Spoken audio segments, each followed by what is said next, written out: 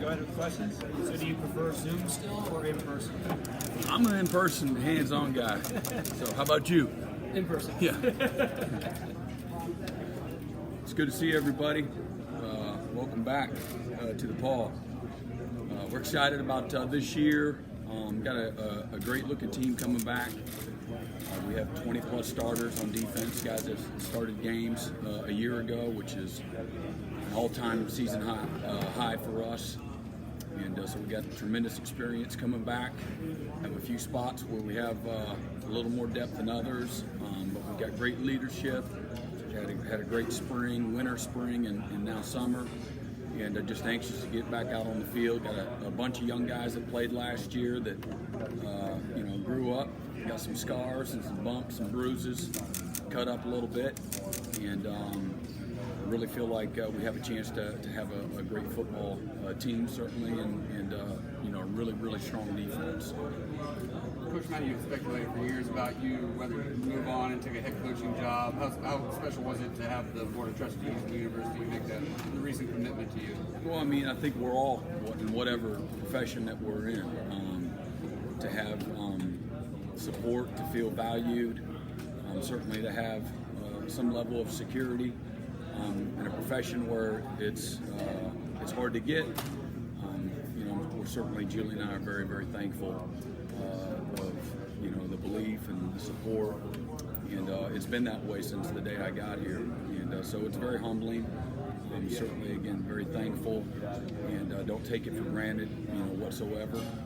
And what we have here is a very, special alignment, and again, incredible support from our board of trustees, certainly our president, and Jim Clements and Dan Radakovich, and then Coach Sweeney. I've never had to go to them for anything. They've always have taken the initiative and have been very proactive, and again, just making you feel valued, and that's really all we want, is to know that you're doing a good job and that you're valued. So for me personally and our family, we don't take that lightly, or certainly don't take it for granted, and are very appreciative of it. Coach, Tyler was saying that this offseason has been extremely physical. In fact, he mentioned that sparks have been flying with guys trying to assert themselves as the alpha at certain position groups. Do you feel that way on the defensive side, that it's been a very tough physical offseason as guys get ready for this year? Well, that's, in growing up and getting better, that was an area that we really feel needed focus and concerted effort to get better, to improve. Physicality, a physical mindset, and so whether that's weight room improvement, that's being more physical in the trenches, first, second, and third level, all of it. We got to get better. We got to become a more physical defense, and so it's good to hear Tyler, articulate that. It's certainly been a point of emphasis for us, since the end of the season. When you have a guy like James who's been here, going on his 6th year, how have you just seen him really kind of come into form, and how important has his leadership been? Now, Jamie, the experience is everything. Plays so sure of himself. He's a guy that's going to grade in the high 90s every practice. This game's really important to him. Being a leader, being a part of the team is very important to him. He's incredibly committed. Just a tremendous example of what it looks like.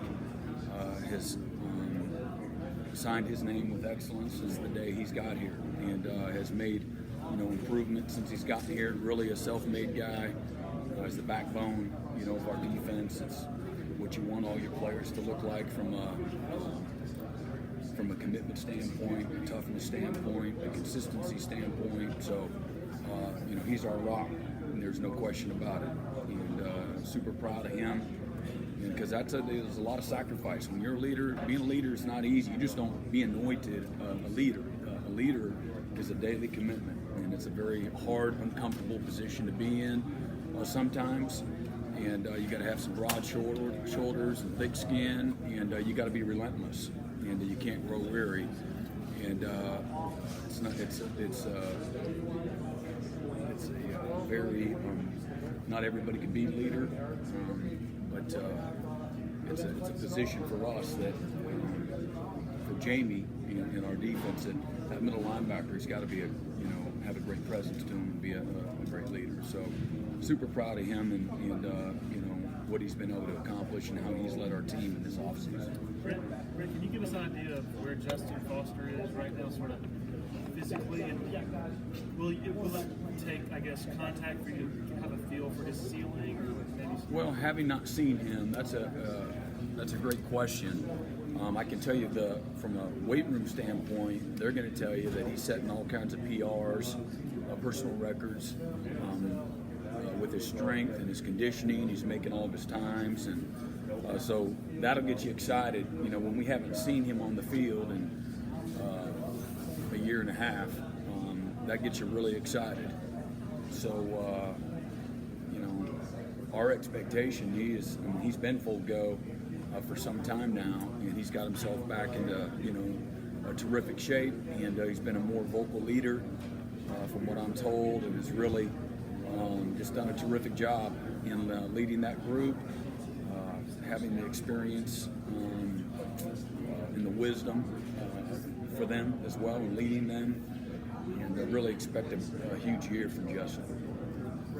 You're talking about Skalski and his leadership on the field. Nolan Turner is another one of those super seniors. With the two of those guys in the back seven, is your communication and leadership on the field just about as good as it's ever been? I would say that's fair to say. Nolan's a very consistent player, another guy that's going to grade in the 90-plus range. He's going to do all the little things right for you. Can make plays in space, can make plays in coverage. He knows the game plan like a coach would, very committed. The roommates, so I'm sure they're staying up late at night, sharing X's and O's and checks and adjustments, just like a coach would want them to. But again, very thankful for Nolan as well. Just a security blanket having him out there, and again, just a lot of anticipation and again, consistency, and that's what wins for you. There's been a lot of reflection this week already about the COVID season, how everyone's kind of changed by it in a way as athletes and coaches. I'm just wondering, how did last season, if at all, help make you a better coach? Well, I think that we got better from it in a lot of ways. One, being uncomfortable, having to make a lot of adjustments, whether it's how you meet, how you practice, certainly from one day to the next, making hard right and left-hand turns in regards to personnel, tweaking your schemes based on some of the personnel to help guys. So I think there's a lot that we learned what you can do. I think we did that as a university community. How much have you thought about the Ohio State game since January? Is it something that sticks in your craw a little bit? Yeah, or is it something anytime you that have tremendous failure, you can let it destroy you, define you, or develop you. And I've always used failure. I've had plenty of it to develop. You learn from it, you grow from it. Through the strain and the pain, that's where you get better. You don't get better by being comfortable and having all the success. There's got to be some failure, some moments bigger than others, very humbling and disappointing. But I definitely feel like that we've gotten better from it.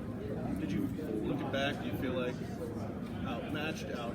A little bit of everything. A little bit of everything. Just go down the checklist, whatever that checklist looks like. There's plenty of issues. Like I said, when we talked this spring, it wasn't, I had all these great schemes lined up for them, and the players just didn't show up. That isn't what happened, as we know. And, I definitely could have done some things that could have helped our guys and put them in a bad position. And we got to be more physical, play with better fundamentals and discipline. I thought our guys played hard, but we got whooped, We got whooped really good. So, really feel strongly that we've gotten better through that adversity and through that failure. And so we'll see. Does this defense, the way it's built, personnel-wise, kind of feel a little bit more like when you had the Christian Wilkins and Cleveland Farrell and those guys up front, or is it maybe an amalgam of a few different things? I think that we still. I think that for all the excitement and really looking forward to working with this group of guys, we still got a lot to prove. Again, the 2018 group showed up every day. Not like in the present, they showed up every day. Every single day. Not like, does every day mean most days? No, that's not what I said. Every day. And that's, to me, that's how they define themselves. And the 14 group had an edge and a hunger that you could never satisfy. Ever. Like all the way to the last snap when Coach Sweeney drug them off the field against Oklahoma when it's 40-0. He had to drag them off the field. They didn't want to leave the field. And the 18 group showed up every single day. And that's a hard thing to do. I take a lot of pride. I show up every day. Like, that's a mindset. I show up every single day. And I take nothing for granted. And the 18 group took nothing for granted. And so we'll see if we have the kind of maturity, the type of edge, the type of hunger, it can be a very emotionally draining mindset, and that's why it's very hard to do. If it was so easy, everybody would do it. And so we'll see. And then I look at depth, and we have some depth at some spots, but is that quality depth or not? And that label will be given based on what you do on the field over the course of a season. Depth in numbers or depth in quality. So we'll see. I'm excited. I think our guys have worked really hard. I saw some noticeable improvement as opposed to just incremental improvement. Saw incremental improvement with some guys, but I saw some noticeable improvement with our front during the course of the spring. And that's not always an easy thing to see, over a course of, 15 practices, but I saw some noticeable improvement, and we'll see if that'll carry over into fall camp and throughout the course of the season. Coach, rough season for Xavier Thomas last year with the health issues he had. Missed the last 2 games of the season, but when he was in there, he was pretty productive. Do you think this could be the season he puts it all together? We certainly hope so. Xavier's worked really hard. He's had the injury bug and just a variety of issues that some of it was out of his control and some of it maybe wasn't, but I think he's in a good place right now. He'd probably tell you he's probably in the best shape since he's been at Clemson, strongest he's been most consistent in the workouts and so forth. So we're expecting a big year. He's incredibly talented. He's powerful, he's explosive, he's got a great pass rush, and hopefully this is the year that he'll put it all together. I believe, based on what we've seen from him, that this is the time for him.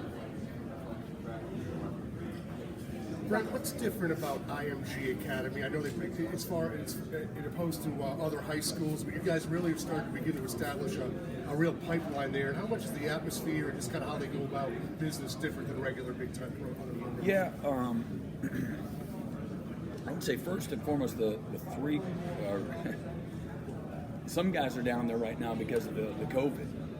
Their high school seasons were canceled. And so some of the guys are down there. We were already recruiting at their previous high schools, and I think that the high schools they were at were doing terrific jobs too. I mean, there's a lot of great high schools. IMG is one of those. Obviously, there's not a lot of distractions there. You go to that school, it's it's academic, it's football. Your family's not there. They've got terrific coaches and they've got great facilities. Some guys it's a great fit for, some others not so so much. So, but they do a wonderful job. Coach Pepper Johnson's the newly named head coach there, and we've had a good experience in recruiting there. They do a wonderful job. We know what we're getting. No surprises. And they do a good job of developing, the players there. And we've had a lot of success across the country, but they've done a great job, no question. Are the facilities there like 2 notches ahead of pretty much any other high school? I don't know. I think there's some. I wouldn't necessarily. I mean, in some ways, some schools, yes, and then you go to the state of Texas, you'll see that everywhere you go, everywhere. 1A, 7A, doesn't matter. But anyway, they've got great facilities, though, no question about it. And because of the way the kids come in from other high schools and they've spent a year or two, it seems like when they come in here, maybe they've almost got a year or two of college. I do think, as far as adaptation. I think that's a good point. Transitionally,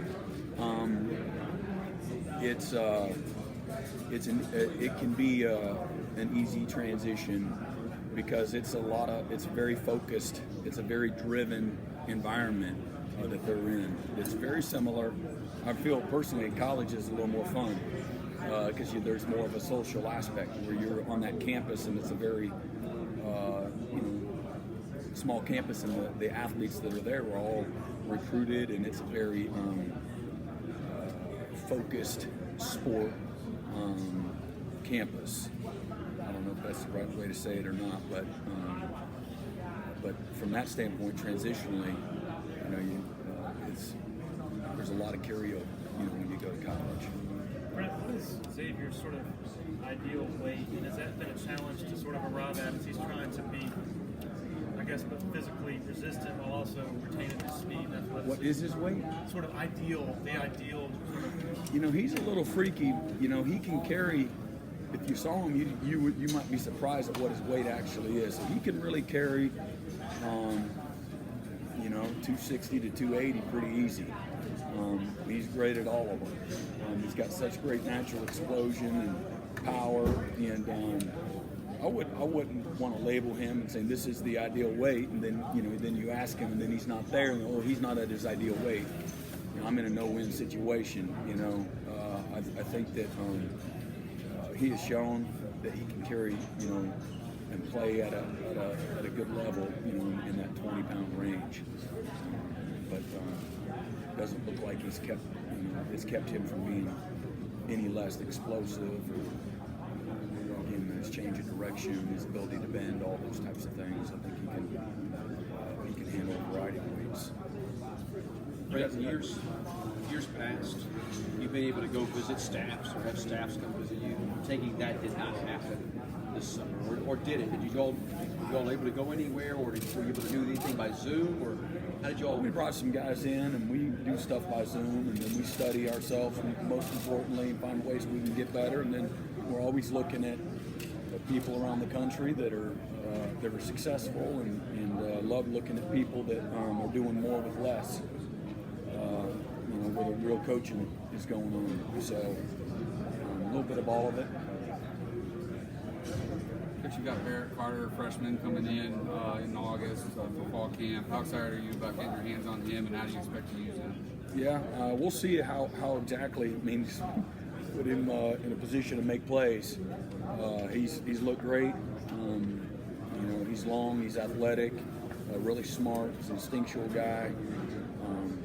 Got a great humility to him, tremendous work ethic. Can play in space, can play in the box. He can do a lot of things, and we're going to meet him where he's at, give him what he can handle. We'll see once we get on the field and we start working with him, and then rapidly, make a decision on where he can help us this year, based on where he's at. So a little bit of that is determined on some other guys at other positions, and find out where you need him, and then really try to focus on that particular area, whether that's outside or inside. I think he has the ability to do anything. Brent, apologize if you've been asked this before, but I know you cross-trained Trenton Simpson a little bit. Who? Trenton Simpson in the spring. Is that something you continue to do? Yeah, absolutely, yeah. Him, Vontae Bentley, Keith McGuire, Sergio are all guys that have cross-trained. Do you know where Simpson is right now, weight-wise? I think He's like 228, 230. Yeah. Brent, you decided where you guys going to start Mukuba, safety, corner. He's going to play both. Like literally like every single practice we play both. He's got to be a swing guy for us, and he's back to full health and setting some PRs in the weight room. And very instinctual, plays fast. The game's not real overwhelming for him. Really smart, patient, confident.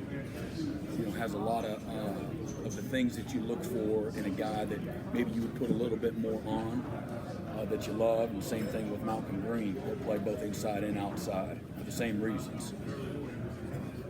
Very committed, consistent, tough, smart. Ball junkies. And that's what it takes. To be very honest, that's what it takes for a young guy to be able to do multiple things. So they're both very similar. Malcolm's a lot louder. Andrew is a man of few words, but both, at the end of the day, kind of play the same way. You've been here obviously a while, just like the contract extension, your name's been floated around for different head coaching positions. What's the allure of Clemson, or what keeps you here versus going out to somewhere else, and has that even been a thought? Yes, certainly it's been a thought, but it's the people, the opportunity to be successful, the players that you can recruit, the type of young people, just an established environment, established culture. It's very hard to beat. We have a beautiful, simple life. It's a very connected community and campus.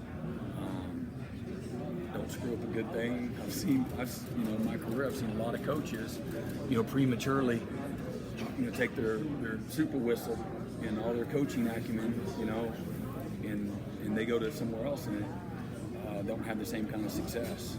And I love winning. I love to be successful. And I don't think that much of myself to think that you can just go anywhere. And again, never say never.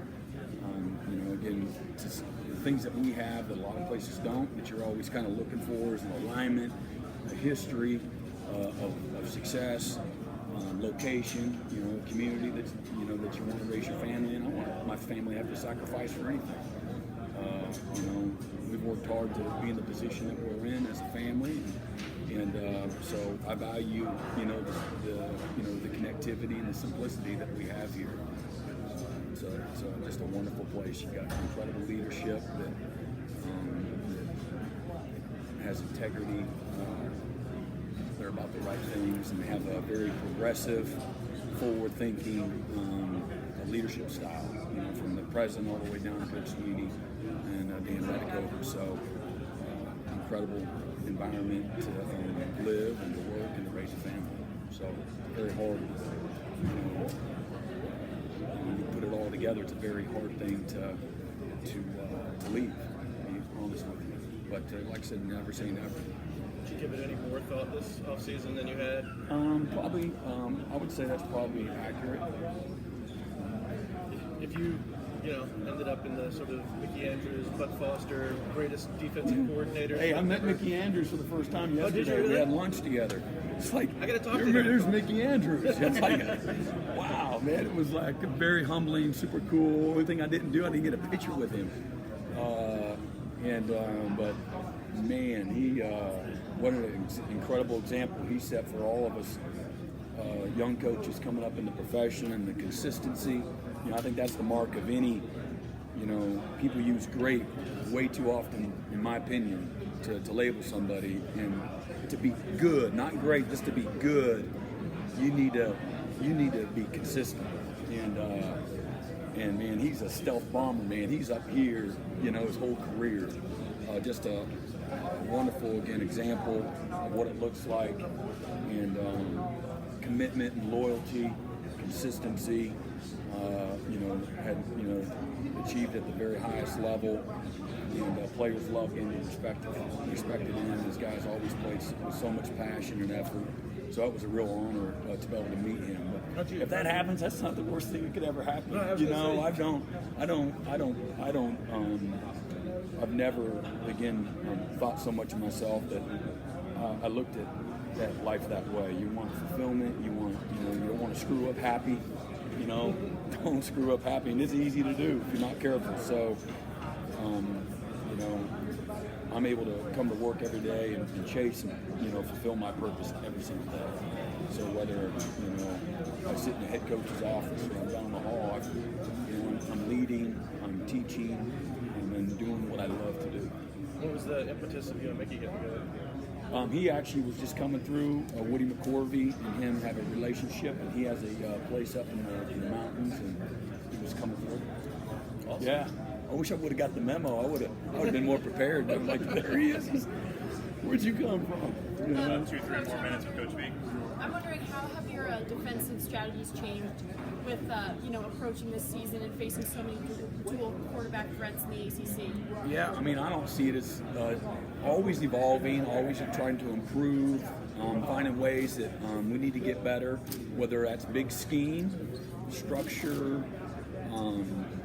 play calling, how you practice, how you prepare, how you adjust. You're always looking at ways that you got to get better every single year. Sometimes 2 years ago, I think we were #1 scoring defense in college football. Man, we had all kinds of things we had to get better at. And so that's all part of the postseason evaluation and what you do. Not to get into all the details, but again, whether it's how we're utilizing our personnel, adjusting, practicing, all of those things. We've looked at everything, and we'll always, work hard at making things better and just continue to evolve. You don't need to change holistically, but again, always looking at ways that we can continue to evolve and improve and get better. One more for Coach. Coach Venables, news that Tajh Boyd is coming back into the program as some analyst role. But you guys, even on defense, have those type of situations. How important is it, and what do you gain from having former players come back and serve in those type of roles? Well, I think it's the former players that are about the right stuff. That are leaders, that very invested in the program, that have a competitiveness and leadership. The will to win, the love and appreciation for Clemson, who we are, what our values are. These are guys that can nourish that, that can lead players that way, that can reinforce the things that you want to be about, that you're trying to teach your players.